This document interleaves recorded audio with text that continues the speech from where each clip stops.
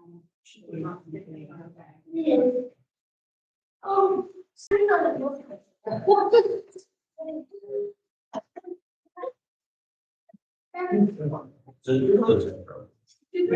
gonna have to stand back there and start screaming after 6 minutes of sitting. Okay, here's the deal. Do you have to share anything? Maybe so weird. If you look over, I don't know when she gets it, sometimes. Okay, and I think it's. I don't think that's. Okay. So it's. Yes. No, but. To share. Scenario. Okay. All right. Keep it turned down. Oh, good. Be right up from the beach. But you would make faces at Jason and he would laugh. Yeah, then we go off the rails. We gotta get it deep. All righty. Hey, you got it. Why don't we pray and then we will continue on with the question we started last time. Father, thank you for another opportunity to come together. Pray that you will bless our time and help us to understand more about who you are, who we are, and what you expect from us in this world. So God, we love you and we thank you in advance. It's in Christ's name we pray. Amen. All right. So last time we talked about what's in a name, more or less, when we're talking about is modern day Israel an extension of covenant Israel, and what is its place in the new covenant? Did the new covenant evolve from the old, replace it, or do the two coexist? And how should Christians view modern day Israel? So there's a lot of questions there, all related around the one thing. So we talked about different names in the scriptures for the people group, and you have the sons of Shem, Hebrews, and Jews and Israelites. And we saw that Israelites or Israel was by a wide margin the most used term for the people group. We talked about the 12 tribes and that history some, and how the north and the south divided, and then the north was all but eliminated, although there was a remnant remaining. So there were members of the tribe of Asher, for instance, in Jesus's day that were legitimately of the tribe of Asher and that sort of thing, even though the northern kingdom was overrun by Assyria. And we talked about the southern tribes, Judea and Benjamin, and that they were also removed into captivity, but later than the north was, and they returned after 70 years of captivity. Return was optional, so many Israelites stayed spread out in the Medo-Persian Empire, and others went and reestablished the temple and Jerusalem, things like that. So let's see. After returning, they remained in Palestine and persisted through successive foreign empires, which kept them largely under their control. So the Medo-Persians, Greece, the Seleucids, and Rome, except for a brief time between the Seleucids and the Romans. So the Hasmonean dynasty is what that was called, and they were pretty much autonomous. I said they were semi-autonomous, so there was always some kind of influence from overarching empires and stuff, but they pretty much ran their own show until Rome came in. Palestine, the modern name, I cannot remember. Somebody might know this off the top of your head. But after the temple was destroyed in 70, and there were like another 100 years of Jewish skirmishes with the Romans, give or take, the Romans got tired of dealing with these Israelites, the Judeans, as they called them. And so they had already destroyed the temple, their central place of worship, and there were still, they weren't the exact same group as the zealots of Jesus's day, but there were still Israelites that were just constantly at war with those around them and with Rome and trying to become an independent nation state. And so finally, Rome got tired of dealing with them, and they basically raised all of Israel, not just Jerusalem.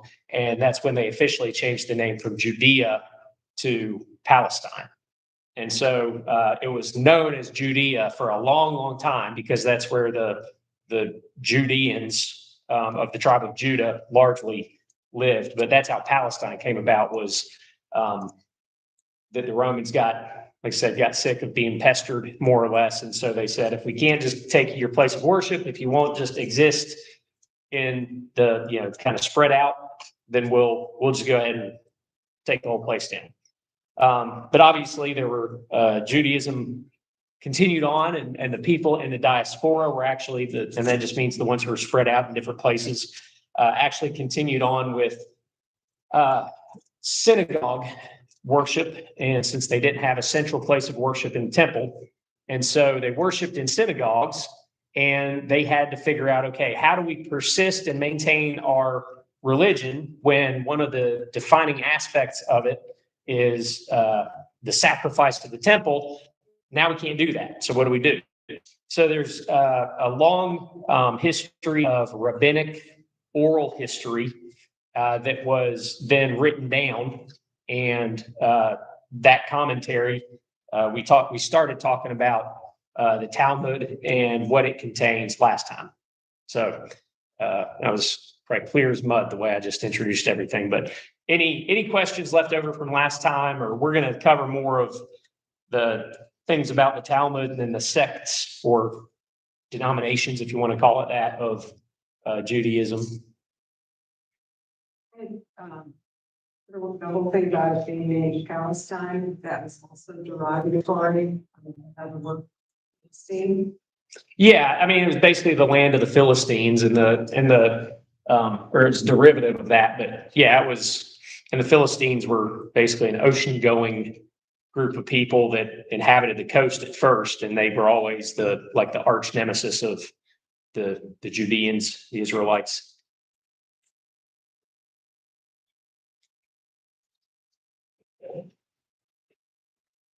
All right, so as within Christianity, there are numerous sects or groups within Judaism with a variety of beliefs, and dividing lines exist between religious and secular. So there are people that identify as Jewish ethnically, but they're not religious practicing Jews. They might be atheists, they might be agnostics, but they don't identify as religious Jews.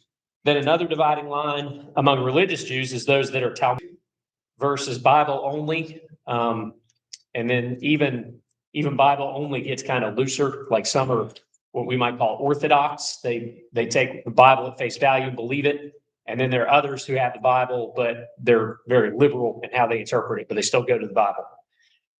And then there's another dividing line between religious conservative and religious liberal. So going back to the Talmud is the written record of the oral rabbinic tradition made up of the what we would call the Old Testament, the Torah, and then the Mishnah, which is the traditions of the rabbis, and then the Gemara, which is commentary on the rabbis' teaching. And so you have the oral law that the rabbis developed, and then you have commentary discussing the oral law. And it's a huge pile of work. I mean, it's a lot of commentary. Most Talmudic Jews have not read the Talmud and never will all the way through, just because it's so much.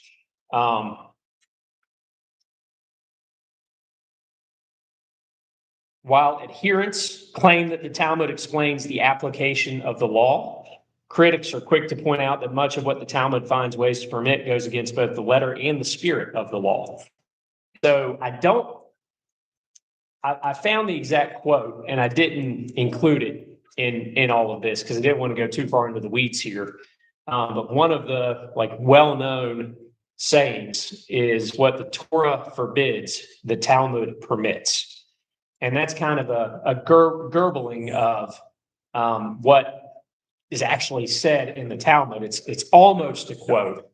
But in the Talmud, I believe it's more along the lines of, for every negative command of God, there's a positive command that permits the activity.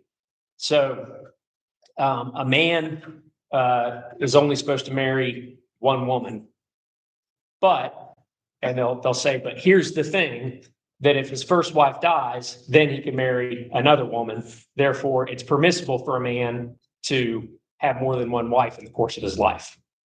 So they have these little nuances, and then somebody will come along and say, but if it is okay in principle, then why not, after a man is divorced, why not let him also marry another woman for, the marriage contract has been annulled in either case. And so that's the kind of thing that they mull around, and it's this question and then question followed by a question followed by a question kind of thing, and trying to derive, okay, then what? It's almost like trying to get as close to breaking the law as possible without technically breaking the law. So it has a lot of stuff in there like that. Some of it's just very straightforward and not at all controversial, but a lot of it is stuff like that. Here's one example. The eruv, E-R-U-V, is a thin line mounted on posts that surrounds a city. So like in New York, around Manhattan or different, and that's not the only place, but anywhere where you have a large community of Jews, you might see almost like it's like a piece of fishing line, like a very small filament attached to the telephone poles, and it goes around the entire city. And it's a big deal. You don't mess with it. Like it's a hate crime if you snip it, because it's that important to them. But it's this thin line, and it represents the threshold of the home, threshold of the space. The law forbids carrying certain things from private to public spaces for more than a few feet on the Sabbath. So the eruv walls in, quote unquote, walls in the entire metropolitan area so that Jews can travel and carry everything freely, because the wall now of this string, it makes the whole city a private place. So whether it's public or private has to do with whether or not it's walled. And since they can build this wall, which is this string, therefore the whole city is their private residence. And so therefore they can carry their books to the synagogue, and they can carry groceries, and they can go over to each other's houses and do stuff on the Sabbath. And here's how they explain it. Because a wall can have doors and still be considered a wall. And a door opening is just two posts with a top on it. The posts which hold the line are doorposts. And then that line, that thin filament, is the top of the wall. So what they say is it is a wall, because you have doorposts and just really large door openings with just a very small lintel over top. So therefore it's a wall. And I didn't make this up. I researched this on Jewish websites that explain what these things are and how they do it. So this isn't something that I'm mischaracterizing. It's actually from Chabad.org or one of those websites that's represents their beliefs. So that's the sort of thing that the Talmud works around to. All right. So I guess we started getting into this, but this is on your handout. Who doesn't have a handout? Who showed up? You guys don't. Take one and pass it. It's just one page. Anybody else? They need a handout in the back. Yeah, so everything that I just went over is also on the handout. That's pretty much.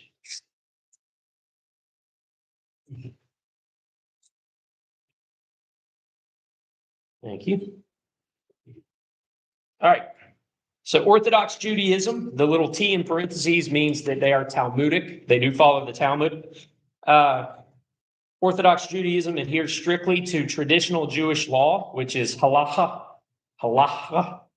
I'm not good at pronouncing things with the right accent. I don't mean to be disrespectful in any of the stuff. It's just I'm not good at all the sounds. That includes the Haredi, which is the ultra Orthodox, and modern Orthodox Jews, and then we'll also see that the Hasidic Jews are part of that as well. And they are anti-Zionist. And so they have always disagreed with the Israeli state project all the way back, from the 1940s on. And so they have not, they've never supported it. And then this all kind of goes from more Orthodox and religious to more liberal and unreligious in this chart. Reform Judaism is Talmudic and emphasizes ethical principles over strict adherence to the law. Progressive values is a key characteristic. Gender equality and social justice have characterized them. They began in the 1800s and all the way up to 1975 as a group. They were anti-Zionist, and all that changed in 1975. And from there to today, they are pro-Zion. You have conservative Judaism, which balances tradition with modernity, maintaining some laws while adapting others. So you can see the analog here between, like in Christian, like Anglican and Episcopalian and mainline evangelical and Presbyterian, all it's like, so you can kind of see that there's somewhat of an analog to that within Judaism as well. Key characteristics: gender egalitarian practices and a range of observances also began in the mid-1800s, and they have always been pro-Zionist or pro-Israeli state. Reconstructionist Judaism. They see Judaism as an evolving religious civilization focusing on culture and community. So it's more about the preserving and furthering and celebrating what Jewish culture is, not so much the religious foundation. Emphasizes community over strict religious observance, and they split off from conservative Judaism back in 1955, and they maintain that Zionist stance as well. And then there's Messianic Judaism, emerged in the 1960s. Members are of Jewish heritage and believe Jesus is the Messiah. They observe the Torah and derive this practice from certain New Testament texts where they keep the law and then also have their faith in Jesus. And so Acts 21, 17 through 26, you can go there for a reference to some of their grounding for why they say you can be both an observant religious Jew and a Christian and mesh the two together. Really, all practicing religious Jews are messianic. They're all looking for the Messiah. They just don't necessarily, only the Messianic Jews agree that Jesus is the actual Messiah. They've claimed to have different groups within Judaism have claimed that somebody is a Messiah many, many times. So they've recognized various different Messiahs, and obviously none of them have ever really lived up to the name. And so they continue on. And then humanistic Judaism celebrates Jewish culture and identity without necessarily adhering to religious beliefs. And it focuses on human reason and ethics rather than theism. And they're also Zionist. So that's kind of a very broad, sweeping view. And within those groups, there are other subgroups. Additional movements like Hasidic Judaism, a subset of Orthodox Judaism starting in the mid-1700s, known for its mystical approach and community life. They are anti-Zionist. I think it's the mystical Jewish practices, I think it's called Kabbalah, that they practice. And then there's Karaite Judaism, and that rejects the oral Torah, so rejects the Talmud and relies solely on the Hebrew Bible. And this started in 9th century Iraq. And some historians say that there was a claim there was a connection to the Sadducees, and that's where these Karaites came from. But about 83% of the total world population live in Israel, and that's a pretty small population. But I could not find on their website or in any of their literature, like straight out if they were pro or anti-Zionist. But I would assume, since the majority of their population lives in Israel today, in Jerusalem, then I would say that they're probably pro-Zionist. And then Jewish Renewal is a movement that seeks to reinvigorate Judaism with a focus on spiritual and social justice, and they're also anti-Zionist. So you see, it's kind of a mixed bag. But it would seem to be that the more, we'll say, conservative and orthodox that a Jewish person is and religious, the less they go along with the Israel state project, and the more liberal and unreligious they are, then the more that they would tend to go with the Zionist movement. A little bit on why they're anti-Zionist. It seems odd to me that they would be anti-Zionist. Well, they, in a very small nutshell, they say that their status as God's people is a spiritual status based on covenant, and that the land was a promise of God, but it wasn't the foundation of the promise. And they take it to be that they were dispersed from the homeland or the promised land, and that was part of God's divine will. And so that they ought not, through political means and working hand in hand with other world governments who are non-Jewish, they ought not try to maneuver back into a place that God had rejected them from. And well, yeah, because they see the Zionist movement as largely a political movement disconnected from the religious practices of Judaism. And so they think that God did this, God dispersed them for whatever reason, and now their entire religious system is different. So it would actually, if you are a secular ethnic Jew and you can be religious but not don't base your faith fully on the Talmud or the Torah, then you could have a return to Israel and maintain whatever your determination of faithfulness is, like your self-evaluation of being faithful. You could do that.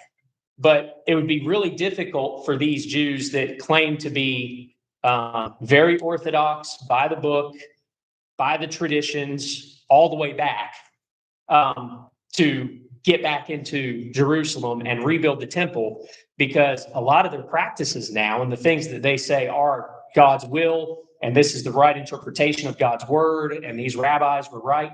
Well, now it would entirely contradict going back to the sacrificial system. And so they would actually undermine themselves religiously by going back to the temple, because they built this whole new system that is completely separated from any kind of temple worship. And that was of necessity when the temple was destroyed. But now they've made really strong claims about what's correct, and them being, the authentic Jews and rejecting the others because they don't actually follow the Torah. They don't follow the rabbis and the traditions. They would be in a tight spot if the temple was rebuilt. So it would actually contradict their religious teachings, their doctrine, because they would have to go, oh, well, there's a whole bunch of this tradition that we've been following for hundreds and hundreds of years. It turns out it was wrong because we got the temple back. It would be that sort of thing. So when they write about it that the motivations of those who want to return to Israel are misplaced, because this is not God's work in reestablishing. We're probably have a bit of Temple Institute. Yeah, they don't agree with the Temple Institute's work or anything like that. And they also so Orthodox Jews are not evangelical, not trying to get people to believe in Yahweh. They're not trying to get people to come to synagogue. They're not trying to get neighbors into the club. They are what they are. And if you want to convert to an Orthodox or ultra Orthodox Judaism, it's actually very difficult to get your foot in the door and actually get into one of those communities. They're very, very tightly closed. And so as far as any kind of work like the Temple Institute is Christians and Jews working together to try to reestablish the temple, and they have different reasons for doing that. I say working together. It is largely funded by Christians because they want to further the rebuilding of the temple, because by doing so you can usher in the end of the age, the eschaton. So the ultra Orthodox would look at that and they would say, we don't do it that way. We don't work with infidels to accomplish these tasks. So it's a little bit of both. But yeah, I won't say they're not like many of them are very unfriendly towards Christians, and really to any, what they would call goyim, which that word's floating around in social media a lot these days, but that's what they call them. So, Gentiles. I know you put like starts here, but when did these divisions sort of start? Like you said that there were divisions in Jesus' day as well, so like when did they stop being, hey, let's try to fight for our country to, would they all at one point been like, a conservative Judaism and then the division sort of started happening through the history? And at one point, you would say we were all sort of, conservative Christians, and then all of a sudden, the Catholic Church was like. So at what point did the? Yeah, I'm not super well versed in, the long history of all these things. These are the modern Okay. subgroups. I mean, I do know that there have been Jewish communities across the globe ever since the original Babylonian captivity, and the Jewish people would, and I mean, this is, the prophet said, "Go, establish yourself, have families, build a life, like go and put down roots in Babylon, and just submit to it." And actually, was it Jeremiah? Somebody can correct me if I'm wrong, but I think Jeremiah was the one that was urging them to just submit, stop resisting, don't try to fight, just turn yourselves in, and you'll live. But if you keep resisting, then you're going to die, because this is God's plan to remove you, to chastise you. And so many of the Jews did that. They went and they built lives, and you see, I think I mentioned this before, that like in the book of Esther, they were their own distinct community. They were not loved by everybody, but there were certain individuals that were anti-Israelite, obviously, but they had their own political kind of internal political wranglings, and their own religion was allowed to continue to proliferate within their communities.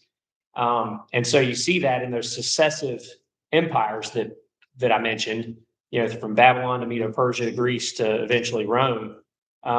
They were allowed to keep their identities because of the way that these empires operated over these huge swaths of territory. And so you always have had pockets of Jewish communities around, and just like any Christian, like there's all kinds of groups of Christians that trace their lineage back really far, in Africa and in the Middle East and in Europe and like across the board. And they all have their own flavor. Like they all have the same basic beliefs in terms of being, you would call them conservative Christians, but they look a lot different in Hungary in the way that they live and work and play than they do in, Boise, Idaho or whatever. So I think that from my understanding that Judaism has been largely like that. And you might have subgroups like that do a better or worse job of following God's law, but it became a real problem for everybody when there was no temple to go and sacrifice at, so. That's not really the only Jewish people didn't want the fighting to happen. It was just sort of, hey, leave us alone. And it primarily was Christians saying they didn't want we'll call them it wasn't always the Islamic State, but anybody conquering Jerusalem and Israel. Well, It wasn't the Jewish people fighting, it was Christians. yeah, and at that point, like you're talking about the Crusades, we often fail to realize the amount of conquest that the Muslims had accomplished. And so it came to a point where the European Christians were looking at Islam banging on their door and seeing city after city fall as the caliphate moved towards them. That they basically said, if we don't move now, then we're not going to be able to do anything. And because Jerusalem was considered a Christian holy site, and it's still a Christian holy site, for everything that happened in Jerusalem, and because of the difficulty of crossing the desert to go after and eradicate all the Muslims, One of the reasons why Jerusalem was where the Crusades basically stopped was because of its religious importance, but also geographically, it was just a place where the Europeans marched these vast armies and had these battles and skirmishes over the course of decades to finally get to Jerusalem. And only by the skin of their teeth did they ever actually get control of Jerusalem. And then they only kept it for a short time because they were down there in enemy territory and they just couldn't keep it. But the Jews, in the meantime, had learned to live more or less in harmony with all of these foreign countries, and they knew how to deal with the Muslims, and they knew which ones were just going to kill them outright, and which ones that they could, pay the infidel tax and kind of live their lives, and they kind of reached an equilibrium. And even today, even today in the Middle East, you have Sunni and Shiite Muslims.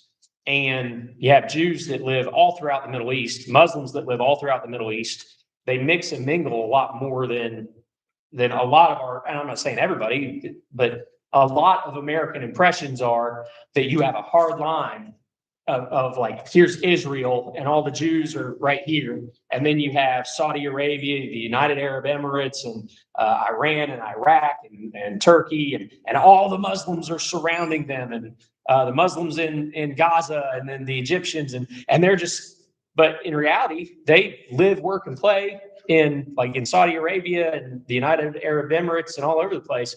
There are Jews all throughout that are, they're voting citizens, they're business owners, they're well off and wealthy, and they work together. I mean, there's the amount of Muslims that ultra Orthodox Muslims would say are actually infidels because they don't follow Muhammad, to the word. They would say that there are a lot of squishy Muslims out there that aren't true followers of Muhammad because they deal with the Jews and things like that. So there aren't such hard lines. Like when you're talking about broad scale geopolitical issues, like where's the border of our country going to be? Then of course you're going to be talking about the Israelites who are predominantly Jewish, although there are tons of other religions and agnostics and atheists and all kinds of stuff in Israel. Israel as a nation state today is more secular than it is religious, but it's ethnically a Jewish homeland. But it's mixed and mingled in there too, but only when you're dealing with where do our borders end and yours begin, that sort of thing. Is it actually legitimate to talk about these hard lines and borders between the countries that are predominantly Muslim and the country that is predominantly identified as a Jewish country? But in reality, it's much more porous than that. I think that Messianic Judaism didn't really start with the church because there were a lot of Jewish as well. Yeah. So I mean, the very first believers were Jewish. They recognized Jesus as the Messiah, and then in the fulfillment of God's plan for the salvation of the world, then it spread out from there. So yeah, it was necessarily a Jewish movement from the start, and that was the whole deal. Was that Jesus said, I have sheep that are not part of this flock, and I'm going to call them as well. And so it all expanded out, broadened to the world.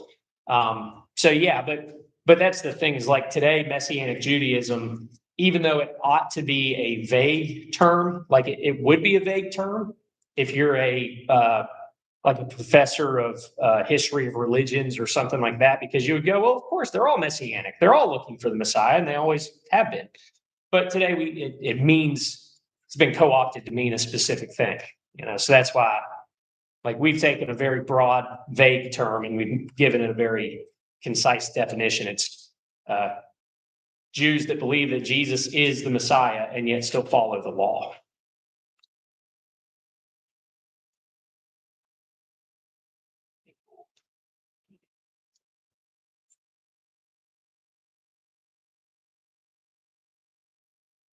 Any other thoughts or comments? Or Silas, you got anything, buddy? All right. So let's get into the scriptures. There's some general background stuff. Let me read this before, we're going to be in Genesis 12, 1 through 3. Genesis 12, 1 through 3. I did find this group called Torah Jews, and their website, I think they've changed their name since I took this. This came off the internet on February 25th of this year. But it was www.truetorahjews.org. But I think they've changed their name, so that might not lead to the right website anymore. But anyway, our mission, and this might explain something, Tom, of your question about why would the like the Hasidic Jews and the ultra Orthodox, why would they be anti-Zionist? Our mission, this is True Torah Jews, torahjews.org. The relatively new concept of Zionism began only about 100 years ago, and since that time, Torah True Jewry, so Jews that call themselves the Torah True Jews, has steadfastly opposed the Zionist ideology. This struggle is rooted in two convictions. One, Zionism, by advocating a political and military end to the Jewish exile, denies the very essence of our diaspora existence. We are in exile by divine decree and may emerge from exile solely via redemption. All human efforts to alter a metaphysical reality are doomed to end in failure and bloodshed. History has clearly borne out this teaching. Two, Zionism has not only denied our fundamental belief in heavenly redemption, it has also created a pseudo-Judaism which views the essence of our identity to be secular nationalism. Accordingly, Zionism and the Israeli state have consistently endeavored, via persuasion and coercion, to replace a divine and Torah-centered understanding of our peoplehood with an armed militarism. True Torah Jews is dedicated to informing the world, and in particular the American public and politicians, that not all Jews support the ideology of the Zionist state that they call Israel. In fact, a great number of Orthodox Jews view the ideology of that state as diametrically opposed to the teaching of traditional Judaism. We are concerned that the widespread misconception that all Jews support the Zionist state and its actions endangers Jews worldwide. And they go on from there to talk about more details about why they want to disassociate, or the specific things they want to disassociate Judaism from in terms of like politics and Judaism. But so there's one group in their own words that like to me, that would be like contra the Anti-Defamation League. So the ADL was formed to basically to message for the Jews and to tamp down any anti-Zionist or anti-Semitic, opinions or positions in America. So the ADL would be kind of like the opposition to this sort of movement.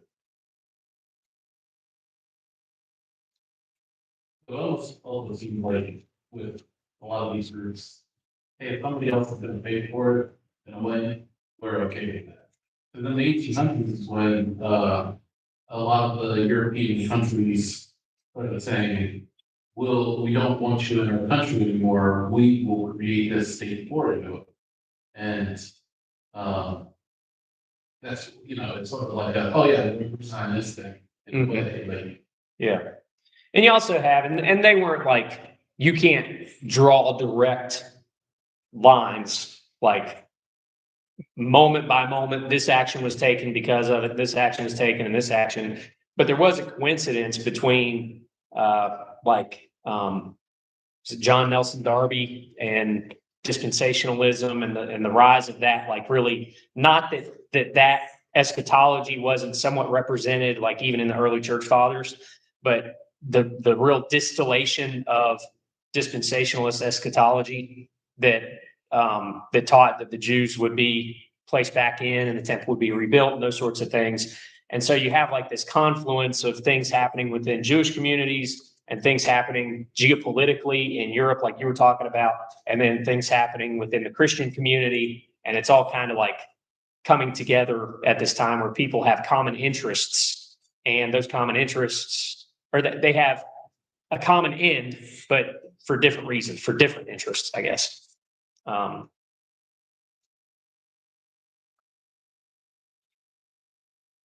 right. Genesis 12, 1 through 3. We'll see how far we get on this one. Now the Lord said to Abram, go forth from your country and from your relatives and from your father's house to the land which I will show you. And I will make you a great nation. And I will bless you and make your name great. And so you shall be a blessing. And I will bless those who bless you. And the one who curses you, I will curse. And in you, all the families of the earth will be blessed. All right. So I think I mentioned so if you have an Old Testament translation into English from the Masoretic text, which was, it was developed in like the 7th through 10th centuries, between the 600s and 900s AD. And basically the rabbis at the time, the Jews at the time, were trying to get the Old Testament out of the vulgar languages like Greek and Latin and back into Hebrew. And so the Hebrew of the Masoretic text is entirely different than the Aramaic Hebrew that Jesus and his disciples would have spoke, along with Koine Greek. And then it was also leaps and bounds different than the Proto-Hebraic language that like Moses would have written the Ten Commandments in, things like that. And so the Jews, after Jesus came, after he was resurrected, after Christianity had taken a foothold and existed for many centuries in the lead up stages, they wanted to get the Torah back into their own language. And so the reason why you see discrepancies between what New Testament authors say as a quote from the Old Testament and what a lot of our modern Old Testaments say is because the New Testament authors who were writing in Greek and Aramaic were quoting the Septuagint Old Testament. And that's the Greek translation of the Old Testament that was developed in, it was in the neighborhood of like the 200s and 100s BC. So it was around for more than a century, probably a century and a half before Jesus hit the scene.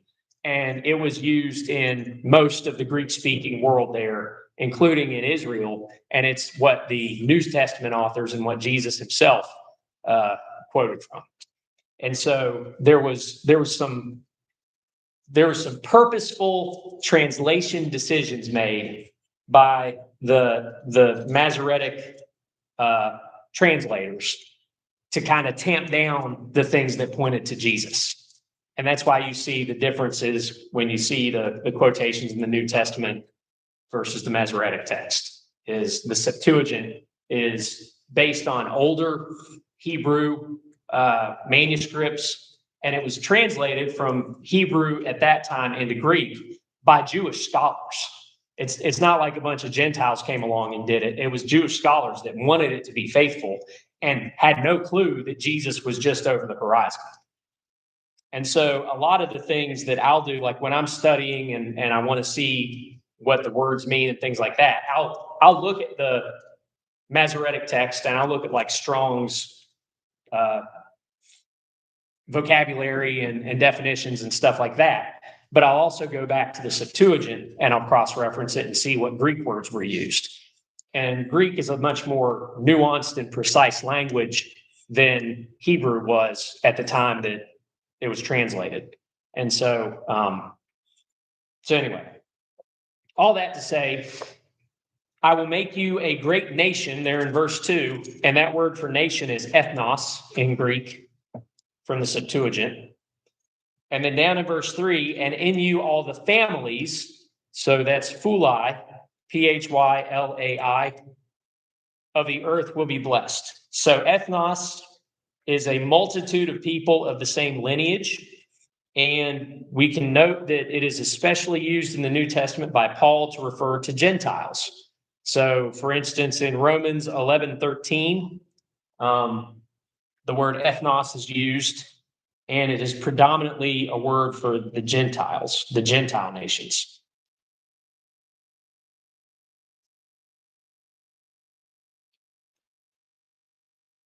Other one again, I didn't get that one. Phuli, Phyllai. The meaning of that again. I haven't got into that one yet, but it means, generally speaking, it means like families or tribes.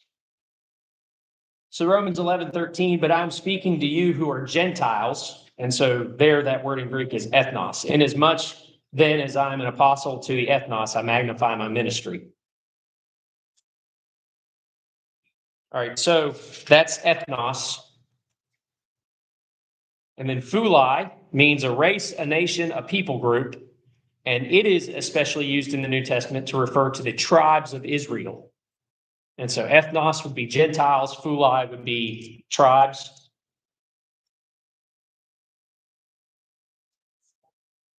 And here in Genesis 12:1-3, the promises here are to incentivize others to treat Abram well. That's first. The promises are to incentivize others to treat Abram well. And secondly, to bless all the nations through him. So I will make you a great nation, that is a great ethnos, and I will bless you, and I will make your name great so that you shall be a blessing. I will bless those who bless you, and the one who curses you, I will curse, and in you all of the tribes or families of the earth will be blessed. So the promises are really to give others a reason to treat Abram well, not so much to Abram in that case, and then to bless all of those nations through him. So the protection is for him, but the attendant benefits aren't for him, rather they're for the other nations. So at this point, there was no nation or people called Israelites or Jews. God will bless Abram, respond to how others treat Abram, and eventually grow a nation from him. But this particular promise pertains to Abram and the expansion of God's blessings for other nations through him. So ultimately, the mistake that the Jews made was to consider this promise only to them. And so they denied Christ and opposed his church because the gospel was going out to the Gentiles rather than they themselves remaining the sole benefactors of God's attention through the law of Moses.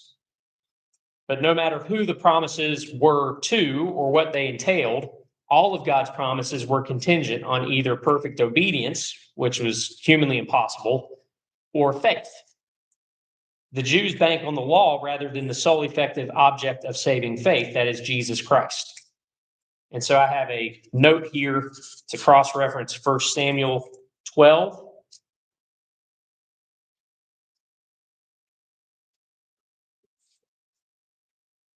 And verses 20-25.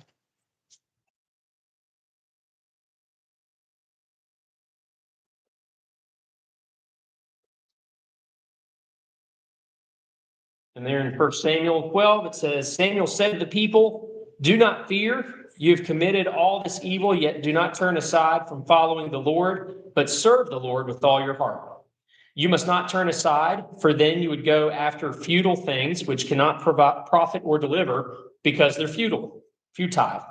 For the Lord will not abandon his people on account of his great name, because the Lord has been pleased to make you a people for himself. Moreover, as for me, far be it from me that I should sin against the Lord by ceasing to pray for you, but I will instruct you in the good and right way. Only fear the Lord and serve him in truth with all your heart, for consider what great things he has done for you. But if you still do wickedly, both you and your king will be swept away. And so God makes promises to Abram to give him a great posterity, a great heritage, and that he's going to bless the world through him. But the promises, even though they're directed to or through Abram, are really the benefits and the cost are about these other nations. And the Jewish people, when it came to recognizing the Messiah and what it meant for the other nations, instead said, well, we are descended from Abraham. And Jesus said, well, God could raise up descendants of Abraham from the stones. That's not what it's about. And so we see from one of the very first promises made that it's always been about rather than only a particular people, although they are in fact a chosen people through whom God brought the redemption to the world. All right, so that's my spiel on that section in Genesis. Does anybody have any comments or on Genesis there? What, did you say you're getting, the words from? What did the word? The Septuagint, yeah. Somehow managed to misplace a bunch of pages. What?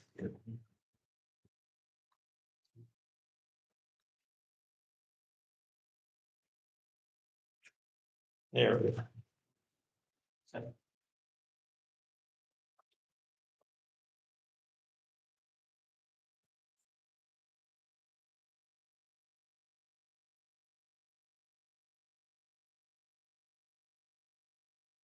All right. Let's look at Genesis 13, 14 through 18. Genesis 13, 14 through 18.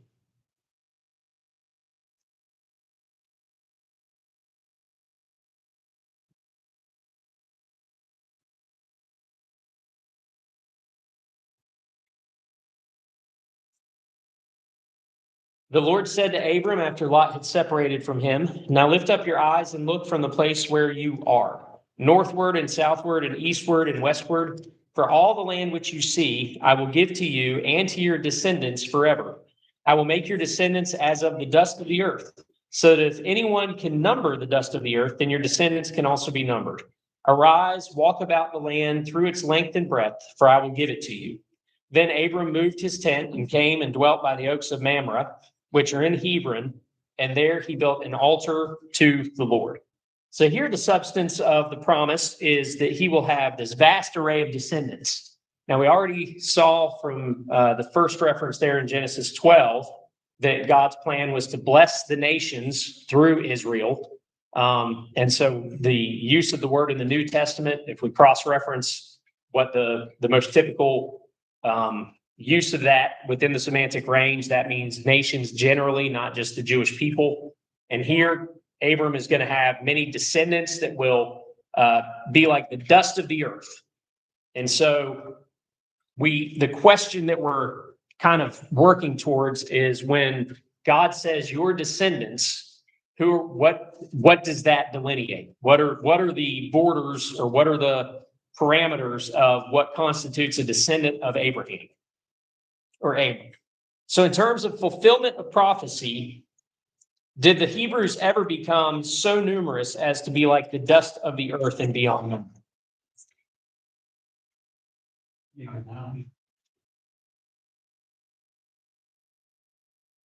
Okay.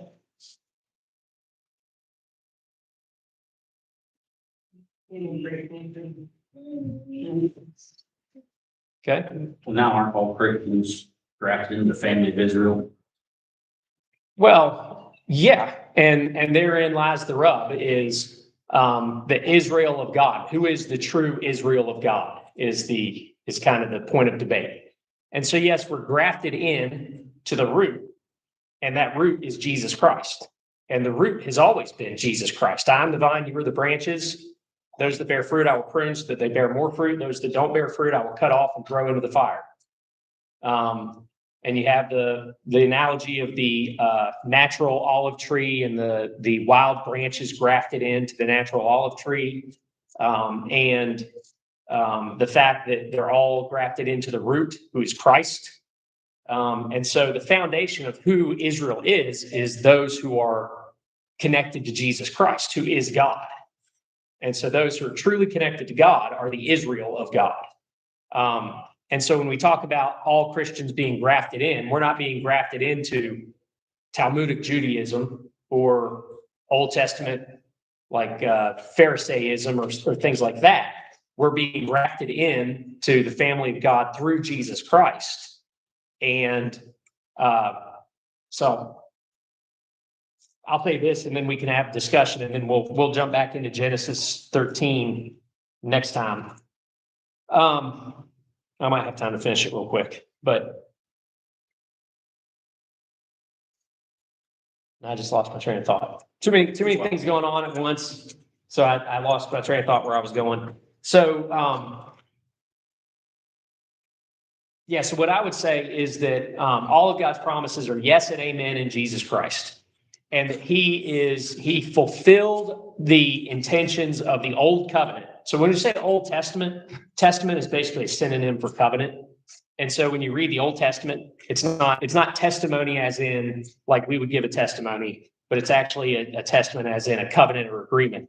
And that Jesus fulfilled everything that the old covenant pointed towards, that God was trying to teach us about the law, about ourselves through the law. The law itself is not evil, but the sin that the law shows us is what evil actually is, what constitutes the evil that separates us from God.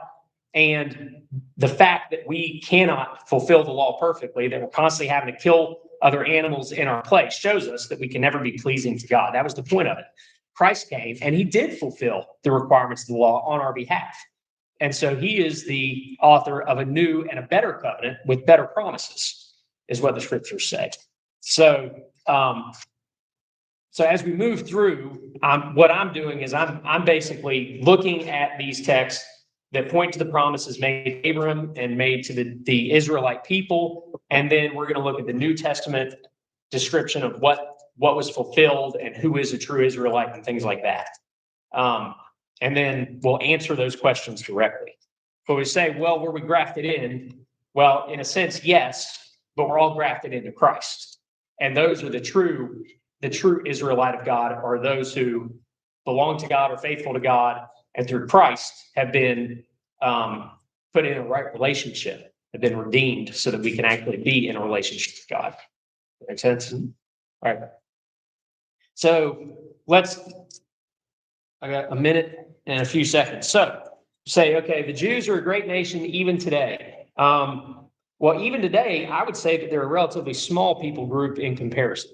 So Pew Research Center estimates the total world Jewish population at about 0.2% of the entire world population, or about 15.8 million people.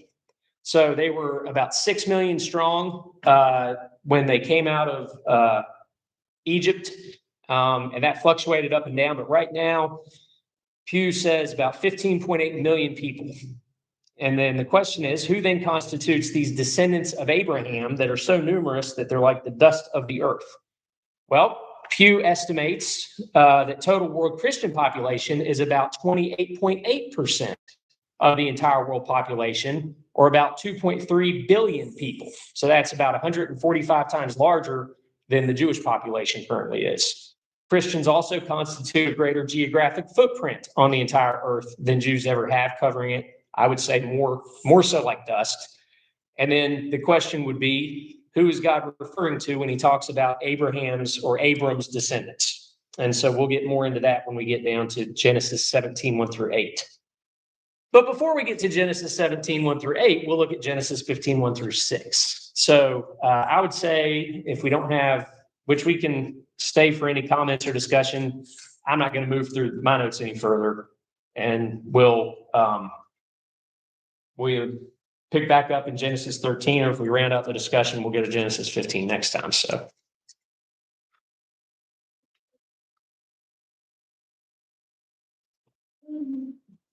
It harkens to replacement theology, that the church replaces Israel.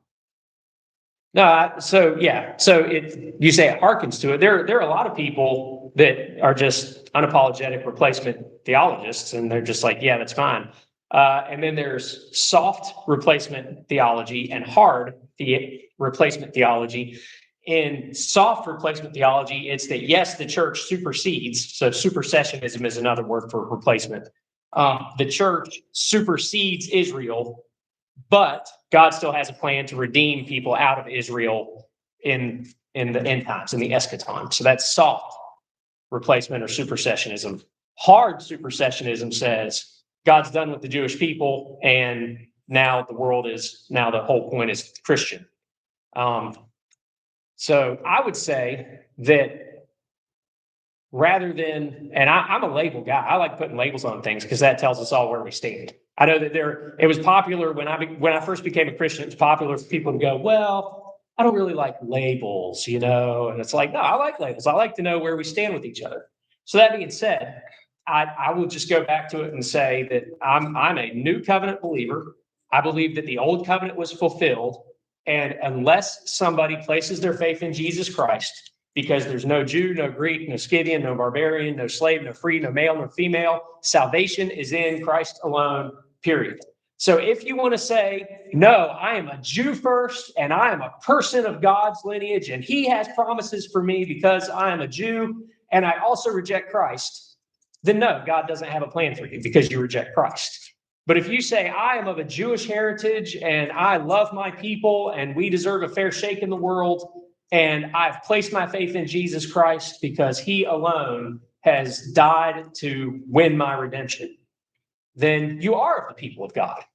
And so if you want to say supersessionism or hard replacement or whatever, put a label on me, that's fine. But I will just say that any Jew who rejects Christ is himself turning away from God. Any Gentile who rejects Christ is turning away from God. Those who submit under the lordship of Jesus Christ because he is gracious and kind and has paid our penalty for us and offers us the gift of salvation, those people are the ones who belong to God. So I don't care where you come from. An unbeliever is an unbeliever and a believer is a believer. So that's letting the cat out of the bag about where I stand.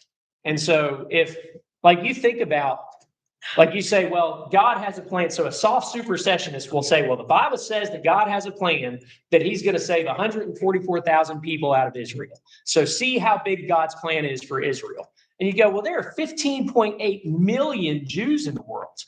And he's only going to pull 144,000 out of 15.8 million. Tell me how they're favored. So those are the kinds of things that I look at. And I go, let me just get back to if you belong to Christ, you are called the Israel of God. You're a spiritual descendant of Abraham. You're a descendant of the promise, not the letter of the law. And so you belong. But I'm not inclined to give any people group special standing because what defines them as a nation is that they reject the God of all the universe. And that doesn't matter whether you're Muslim or Jewish or Buddhist or whatever. I think there should be nations. I think nations should have borders. I think that's something that God has done, that he has determined the limits of different people groups and nations. But in the grand scheme of things, nobody gets special pleading before God other than through Jesus Christ.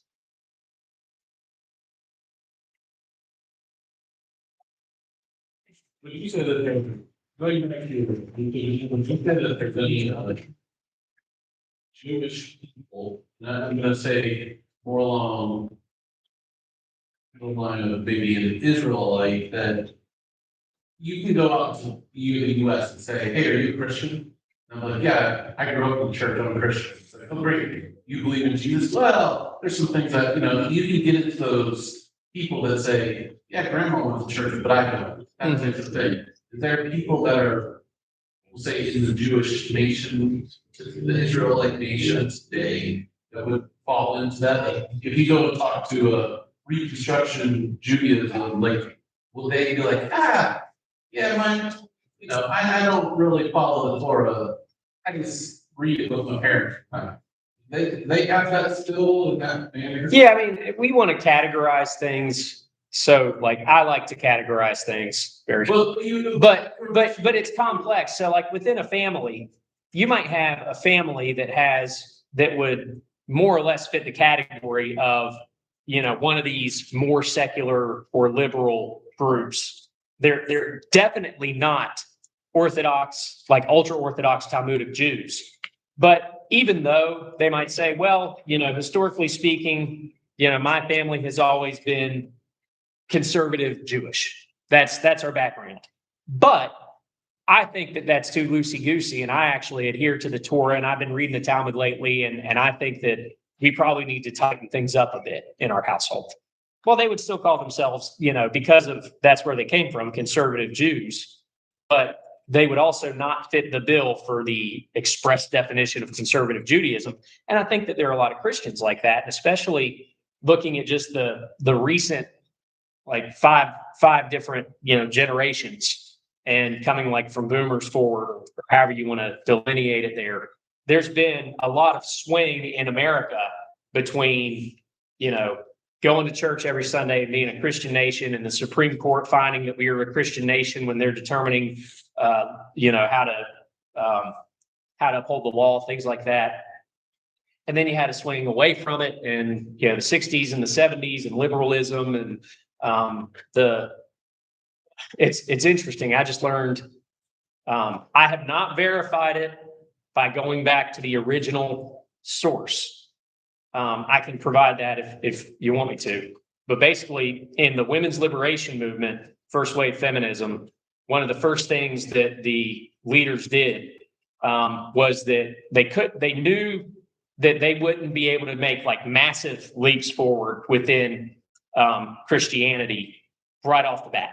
And so they started with little steps, that they wouldn't be able to make like massive leaps forward within Christianity right off the bat. And so they started with little steps. And there were so many women who were like anti-suffrage that the leaders of the feminist movement that were fighting for women's suffrage on the local level tried to discourage any women from speaking to the issue, because the 80% of women did not want to move into man's domain and have all the responsibilities that come along with it. So the women's liberation movement tamped down the voice of women at the time so that they could get the legislation passed. And then in the 1960s, they knew that they wouldn't be able to get Christian women to burn bras, but they had a very successful campaign to get women to burn their head coverings and quit wearing them to church. And so if you look at pictures of just American churches in the 1940s and 50s versus, if you can get a hold of them, the 60s and 70s, you'll see that there was a pretty quick change from generally you see most women with their head covered to generally you don't. And what's interesting to note is that a lot of this stuff that's been it's been spoken in Christian language is actually the leaders of those movements were, I won't say 100%, but were largely Jewish in their background. And they weren't fighting to institute religious Judaism in America. They were actually fighting to institute more secularism. And we see that represented here, where gender egalitarian practices are part of their key characteristics there. And so I say all that because there's a lot of complexity in history. There's a lot of mixed motives amongst people. And as much as there were Christians involved in all of this stuff, there were Jews involved in all this stuff. Really, the only ones that escaped without being part of it were the Muslims. Oddly enough, Muslims weren't fighting for it at the time. But if you look in the Middle East, you see the same kind of move towards liberalism and secularism within Muslim communities too. So I guess what I'm saying is it's interesting the similarities within the religious subgroups, that you see the same tendencies across the board. And you see those same tendencies reflected in people that are unmoored from a firm foundation, unmoored from Jesus Christ. And so it's no wonder to me that you see common behaviors, because they have a common problem. And I was just thinking, you mentioned the survey about the Jew, what Jews number in the world today, and compared to Christians, where you go and ask people, it's are you a Christian? A lot of them, in a way, might answer yes, but when you truly start talking to them, it's oh, maybe I'm not a Christian. Yeah, I'm pretty sure that number was self-identifying religious Jews, which is pretty vague. If I can think of it is look at some, obviously this is the basis of everything, but Scott from Israel, and she'll straight up say, I'm not Jewish. And so getting back to sort of the topic of the question, she said she's not Jewish, but she's from Israel. And so it's, like you said, it's mostly a secular country. And so Yeah. To say like, where these numbers sometimes come from. Yeah, well, I'm pretty sure, and I can go back and double check if you want me to verify, but I'm pretty sure Pew's standard was self-reporting religious Jew. Not just of ethnic heritage. And there's all kinds of, statistics are what they are. You got to take it with a grain of salt, but it does give you kind of a general order of magnitude there. So.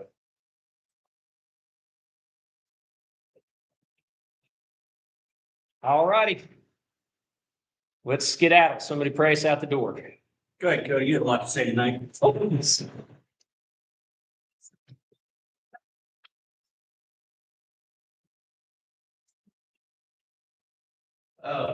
Dear Heavenly Father, we just thank you that we can come together and just try to iron out some issues in today's geopolitical sector that we might always refer back to your word and holding it as the truth and knowing that you gave it to us to guide us so that we can come and dig in deep and just try to be more Christ-like and follow your will and to just go through the day and knowing that we're your light in this world, that we can shine for, reflect off of you and to be that light for others.